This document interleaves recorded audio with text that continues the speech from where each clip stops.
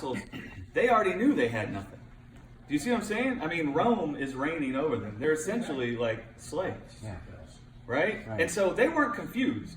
They'd already been taught the world couldn't give them life.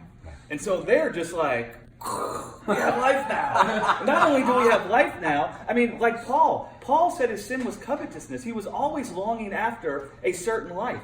And he was busy with life building when he was in this earth. He was all the time trying to gather unto himself by building himself a good reputation, by making a name for himself in the earth, by gathering the good the world could give him. He was all the time trying to build his life with that, thinking he could get it to look beautiful enough that it would now give him peace.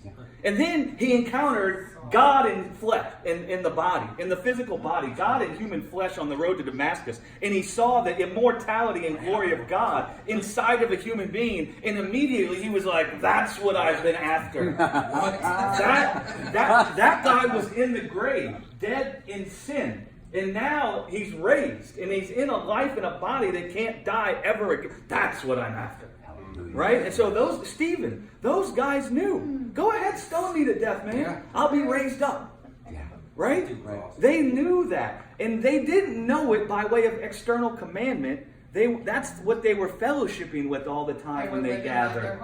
Right. They were gathering when they gathered and talking about this.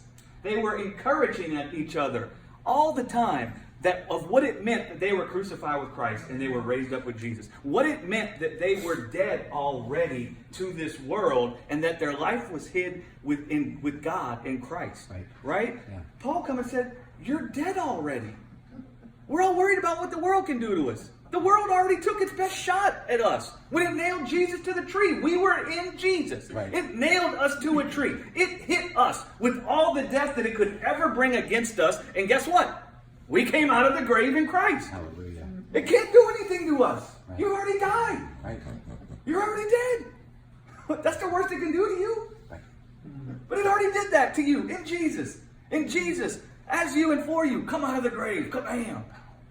Right? How much was Jesus thinking kind of like that bully beat down kind of attitude, you know? Beulah's about to explain. Sorry, Beulah. Thank you so much.